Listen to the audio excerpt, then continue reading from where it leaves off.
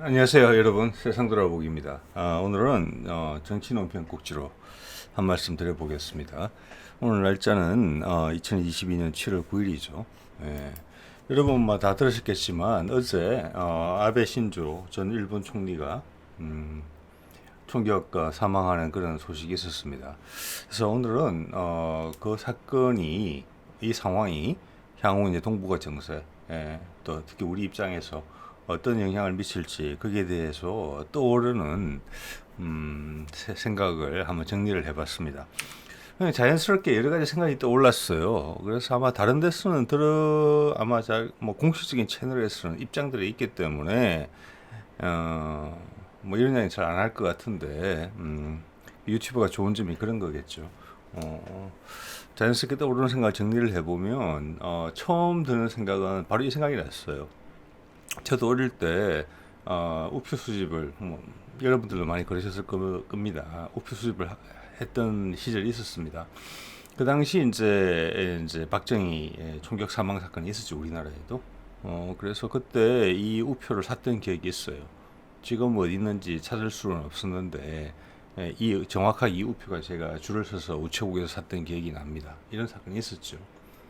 그래서 아시아에서는 우리나라에서 한 나라의 수장이 총격 사망하는 일이 있었고 이후 일본에서도 그런 일이 생겼네요. 마침내. 그리고 또 생각해 볼 수 있는 거는 이 사건에 있어서 미국에서도 제가 기억하는 한은 두 건의 이제 대통령이 총격 사망한 사건이 기억이 나요. 하나는 링컨 대통령이고 나머지 하나는 여러분도 잘 아시는 케네디 대통령이 총격 사망이죠. 텍사스에서. 근데 그 두 사건 다 그 암살자가 현장에서 사살됩니다. 예, 사살됐기 때문에 그 원인이 밝혀지지가 않았어요. 그래서 그게 여러 가지 음모론도 있고, 음모론인지 사실론인지는 모르죠. 예, 있고, 뭐 영화로 만들어지기도 했죠. 그런데 이번에 이제 아베 건 같은 경우는, 용의자가 현장에서 검거가 됐어요. 예. 그래서 전 자유대원으로 지금 나오기 때문에, 그 이제 총격에 이제 아베를 저격한 암살한 그 의도가 재판 과정을 통해서 노출될 가능성이 커졌어요. 사실 박정희 암살 사건 같은 경우도 김재규가 이제 그렇게 됐지만 여러 가지 이유로 인해서 그건 어떻게 보면 권력의 한 축에 있었던 사람이기 때문에 그리고 사실 옛날이잖아요. 79년이니까 우표가 지금 80년에 나온 거죠. 79년에 그 일이 있었잖아요. 79년 말에. 자, 그렇기 때문에 그런 점에서 좀 다르다. 아베 거는 이런 생각이 조금 드네요. 먼저. 예. 그리고 또 이제 두 번째 드는 생각은 이 사진 속에 보이는 그 주옥순 엄마 부대 이게 이제 보니까 2019년 사진이네요. 경향신문에서 나온 건데 이런 일이 있었죠. 아베 수상님 우리나라의 지도자가 무력해서 그리고 무지해서 한일 관계의 모든 것을 파괴한 것에 국민의 한 사람으로서 진심으로 사죄드린다. 이들 세력 중에 일부가 현 정부의 지지 세력이잖아요, 사실은. 그래서 지금 우리나라에서 그리고 언론에서 대부분이 동조하고 있기 때문에 이번 정부를 탄생시킨 뭐 1등 공신이라고 치자면 언론이잖아요. 그래서 언론 자유도 최고, 언론 뭐 공정성이라는 부분에서는 뭐 최하위를 달리고 있죠, 우리나라가. 그런 상황이기 때문에 금요일 날 발생한 이 사건에 대해서 주말 동안 많은 언론들이 머리가 아프겠다. 이걸 도대체 어떻게 소화해서 어떻게 표현을 해야 될지. 그래서 주옥순 같은 거죠. 상징적이죠. 주옥순의 입장에서 이걸 도대체 어떻게 이 사안에 대해서 주옥순에게 말을 시킨다면 이 사안에 대해서 어떻게 이야기를 할까? 뭐 이거죠, 사실은. 우리 언론의 입장이 좀 미안한 이야기긴 하지만 뭐 이런 일이 있었고 사실 아베는 이 일 이후에 그리고 트럼프가 아베한테 기별을 안 하고 우리 한국으로 날라와서 판문점에서 김정은을 만나는 바람에 아베가 상당히 화가 났다. 그래서 본때를 보여주겠다. 아시아에서의 종주국은 일본이다. 한번 그래서 우리한테 반도체 소재의 수출 제한 조치 어떻게 보면 뭐 제2의 임진왜란이라고 표현하는 분도 많죠. 우리를 뭐 죽이려고 한 것이니까. 예. 어쨌거나 그런 부분으로 이어졌던 일들이 쭉 생각이 나네요. 우리하고 인연이 많죠. 뭐 세상을 비명에 떠난 사람한테 뭐 싫은 소리 하기는 좀 그렇지만 그가 가진 위치라는 것이 큰 정치인이 된다는 것은 그런 것을 각오하는 것이라고 다른 분들도 많이 알아줬으면 좋겠어요. 우리도 여의도 주변에 차 세워놓고 어떻게 하면 줄대 보려고 기다리는 분들 많이 있잖아요. 국회의원 한번 해보시겠다고. 내 평생에 다 이루었지만 못 가져본 것은 정치적인 권력이다. 그래서 그 줄 서신 분들 많이 계시잖아요. 그런 분들도 이런 상황에서 만약 혹시 그런 분들이 동영상을 보신다면은 나의 삶이 정치인이 된다는 것은 나의 삶이 이렇게 평가된다는 거예요. 자, 그런 생각이 쭉 들었어요. 자, 그래서 좀 더 구체적인 이야기, 구체적인 것으로 이제 넘어가 보면은, 뭐 다분히 저 개인적인 의견이 많이 들어간 것이고, 그게 유튜브 채널의 묘미이기도 한 것 같습니다. 여러분들이 뭐 취사 선택하시는 거죠. 저는 지금 이제 이준석이죠. 예, 그래서 뭐 요새 눈물을 글썽이는 모습을 보였다 이런 이야기를 저는 이제 전해 들었습니다. 제가 뭐냐면 뉴스를 안 보기 때문에. 그래서 뭐 대충의 흐름은 알지요. 지금 정계 개편을 서두르는데 이준석의 임기가 얼마 남지 않았거든요, 사실은. 근데 왜 이렇게 서두를까? 예, 왜 이래 이 친구를 밀어내려고 그럴까? 국회의원직도 없는데 이렇게 밀어내면 그냥 사라져라는 이야기하고 같은 건데. 저는 옛날부터 나왔던 정계 개편 이야기를 이 사람들이 국민의힘이 생각하고 있다. 그리고 윤석열이 생각을 하고 있다. 이렇게 봅니다. 예. 지금 여러 가지를 하는 걸 보면은 임기가 5년인 대통령인데 5년을 전제로 하지 않는다 이런 느낌을 저는 개인적으로 받거든요. 거기에 이제 핵심적인 부분은 정계 개편이죠. 예. 정계 개편이고 몇 번 말씀드린 적이 있습니다. 제 정치 논평에서. 그래서 뭐 깊이 들어갈 이야기는 아니고 다음에 다른 기회에 또 말씀드리면 될 부분인 것 같고 우리가 정계 개편을 시도할 때 그 지향점이 뭐냐? 제가 봤을 때는 일본의 자민당입니다. 예. 그러면 여당도 행복하고 야당도 행복한 거예요. 우리 다 같이 권력을 잡자는 거죠. 그래서 정치 귀족화되는 거죠.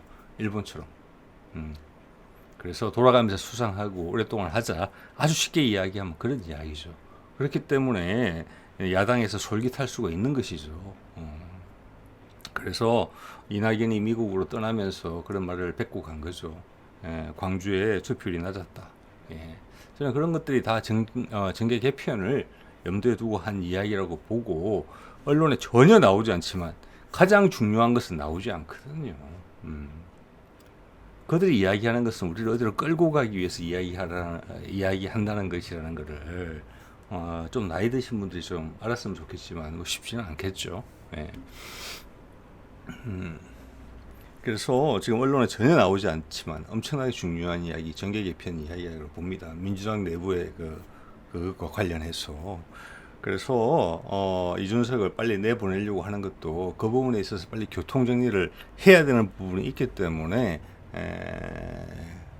그러는 것이라고 저는 봅니다. 거기서 어수선할 때 뭔가를 하려고 하는 것이죠. 예. 자, 그런 생각이 들었고 그 본보기로 삼은 게 일본 자민당이고 사실 일본 자민당의 아베 총리는 사실은 전 총리지만 사실은 실제적인 총리잖아요. 여러분 다 아시죠. 그리고 일본에는 야당이 거의 없습니다. 있더라도 어떻게 보면은 일본 말로 하면 사쿠라 야당들이 있는 것이죠. 구색을 갖추기 위해서 야당이 있는 것이죠. 우리도 한때 그러던 시절이 있었어요. 잠깐이나마. 일본은 장기적으로 그렇게 되고 있죠. 그리고 실세는 아베고 가장 큰 계파의 수장이고 분리하면 물러났다가 필요하면 나오고 이런 상황이죠. 네. 그래서 지금 뭐 기시다 총리나 이전에 서가 총리도 사실 대부분 보면은 아베의 의견을 들어서 지금 정치를 대신 수행하고 있는 거잖아요. 그렇기 때문에 아베가 지금 이렇게 비명에 사라지게 된 것은 일본 자민당의 큰 치명타를 날리는 것이고 일본에는 야당이 없기 때문에 야당의 기회도 아니에요.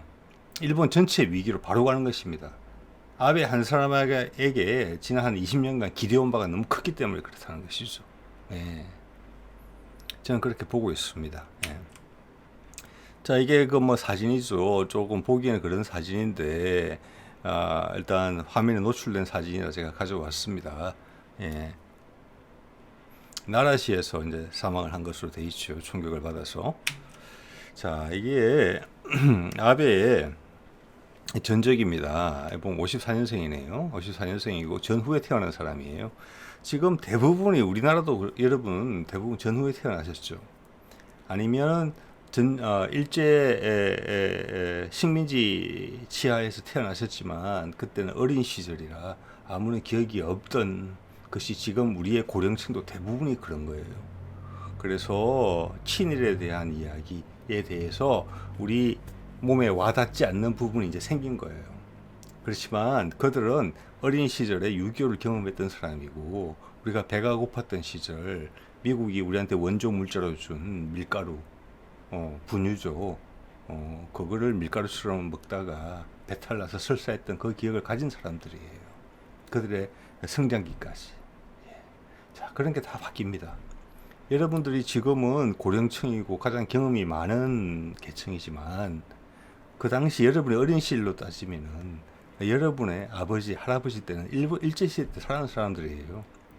그 아버지, 여러분들의 아버지와 할아버지 입장에서는 전혀 이해하지 못한 행동들을 여러분이 하고 있다는 걸 아셔야 돼요. 여러분은 여러분들의 삶이 특히 성장기 때 크게 받았던 인상에 의해서 여러분이 움직이고 있다는 걸 이해하셔야 돼요. 저도 그렇겠죠. 예, 그런 말씀 드리고 싶고, 자, 보면 이게 이제 총리 대신 저 수상을 여러 번 했죠. 수상을 여러 번 했고, 제가 이거를 정리를 하는 입장에서를 보면은, 보면 4번이나 했네요. 4번이나 했고, 총 보면은 한 5, 6년 이상 했는데, 이 전 기간 동안 수상이었다고 저는 봅니다. 그래서 일본은 일당 독재에, 사실은 1인 독재 국가에 되게 가깝다. 일본의 특수한 상황 때문에 그렇다. 예. 그래서 오히려 또 일본이 1985년 플라자 합의를 통해서 미국과 뭐 어떻게 보면 강제적으로 엔화의 절상을 경험하게 되죠. 그 이후로 잃어버린 10년, 잃어버린 20년, 잃어버린 30년, 지금 잃어버린 37년까지 이제 오고 있는 상황이거든요. 예. 일본인의 마음 깊숙이에는 미국인을 정옹하는 마음이 아마 있을 겁니다. 왜냐하면 자기들한테 패전을 안겼고 원폭을 투하했으니까. 그렇지만 그런 잠재의식까지 들어가기 전에 그 위에는 여러 겹에 미국에 저항할 수 없다는 그런 심리가 깔려있죠. 예. 미국을 욕하는 사람은 아무도 없습니다. 일본에서. 예. 자, 그 와중에 저런 미국한테 저는 수모를 당하면서 일본의 자존심을 챙겨준 그 와중에 희한한 사실은 조합이죠. 그게 이제 저는 아베 신조였다고 생각을 합니다. 예. 그리고 후쿠시마 원전 폭발이 있었죠. 잠깐 동안 아베 초반에 미국에 대해서 상당히 자신의 목소리를 내려고 노력했던 일본이었어요. 그렇지만 후쿠시마 원전 폭발 이후에는 완전히 돌아섰죠. 그래서 미국 쪽의 이야기를 들어보면은 여기에 관련된 음모론도 좀 있기는 합니다. 예. 그래서 아베는 원래는 되게 이제 민족주의적인 사람이었죠. 그렇지만 후쿠시마 원전 폭발 그걸 기준으로 분명히 달라진 건 분명해요. 자, 그러면서 일본의 주요 핵심 세력, 핵심 그 유권자 세력이죠. 투표 숫자에서 그렇고 아니면 나라 전체 재력을 갖고 있는 그룹에서도 그렇고 노인들을 안고 가고 있죠. 예. 그래서 일본에 어떻게 보면 허리예요. 중추였죠. 그런 사람이 이번에 사망한 겁니다. 예. 그렇죠. 이게 뭐 자민당 창당식인 것 같은데, 예. 우리가 정계 개편을 논할 때, 우리 이렇게 될 수 있어, 우리도. 예. 4년마다 목이 달아날까봐 안절부절하지 않을 수도 있어. 예. 그 지향점은 일본입니다. 그러면서 잘 살잖아. 일본하고 미국하고 사이도 좋고, 이거죠. 저는 그렇게 봅니다. 그리고 우리도 이미 이쪽으로 따라가고 있죠. 노인 인구가 늘어나면서 물론 일본만큼은 아니지만 일본의 방향으로 충분히 따라가고 있어요. 예. 노인에 의한 정치죠. 젊은이들에 위한 정치는 절대 아니죠. 예. 여러분들 아시는 분은 아실 겁니다. 일본에서 세계에서 정부 부채가 가장 많은 나라라는 것을. 그 부채를 누가 사줍니까? 저 노인들이 사줍니다. 예. 그래서 운명 공동체예요. 그 중심에 아베가 있었던 것이죠. 일본 정부가 무너지면은 일본 자체가 무너집니다. 미국은 돈과 권력이 분리되어 있어요. 그런데 일본은 한 몸이에요. 같이 죽습니다. 예. 그렇기 때문에 아베가 중요한 거죠. 반대로 젊은이들이 낄 자리는 없는 것이죠. 한국의 정치 구도도 죄송하지만 이런 쪽으로 지금 지향점을 가지고 움직이고 있는 거예요. 이번 3월 달에 큰 변혁이 일어난 거잖아요. 그래서 말씀드린 대로 스가 요시히데, 기시다 후미오 주요 사안에 있어서 아베한테 항상 자문을 구하고 결정을 했습니다. 예. 이들을 만나러 오는 미국의 대통령들은 조금 허탈했을 거예요. 사실은 아베를 만나야 되는데. 예. 그래서 아베 신조는 잃어버린 30년을 버틴 기둥이었어요. 그렇기 때문에 많이 흔들릴 겁니다. 사실 큰 안목에서 보면 아베는 일본에 있어서는 어떻게 보면 뜨거운 감자고 썩어서 막 벌레 먹은 어금니예요. 언젠가는 뽑아야 되는 이빨이에요. 근데 그걸 안 뽑고 계속 놔뒀거든요. 그래서 밥을 통증은 계속 있지만 그 지금 밥 먹을 때 도우면 돼요. 어금니 역시는 식사를 못 하잖아요. 네. 근데 그 어금니가 갑자기 빠진 거예요. 예상도 못하고. 그 어금니가 빠져야 될 때 안 빠지고 오랫동안 있었기 때문에 밑에 이빨이 올라오지 못하고 다 죽었어요. 예. 그 어금니가 이제 빠진 거예요. 긴 안목에서는 잘 된 거지만 당장 밥을 못 먹게 된 거예요. 그리고 새로운 어금니가 자라나올 기미가 없어요. 지금. 예. 그게 일본의 상황이고 저는 일본이 흔들릴 거라고 봅니다. 많이. 예. 지금 이 보이는 사람들은 헛개비죠. 예. 아베의 지원이 없이 이 사람들이 어떻게 권력을 유지할 수 있느냐? 저는 부정적으로 봅니다. 예. 자, 그리고 일본은 일본 정부에서 인정하다시피 100년 단계별로 일본은 다 알고 있어요. 자연재해가 많은 나라이기 때문에 특히 지진, 화산 예민하죠. 그래서 지금 큰 지진이나 화산 폭발이 올 시기가 지금 지났어요.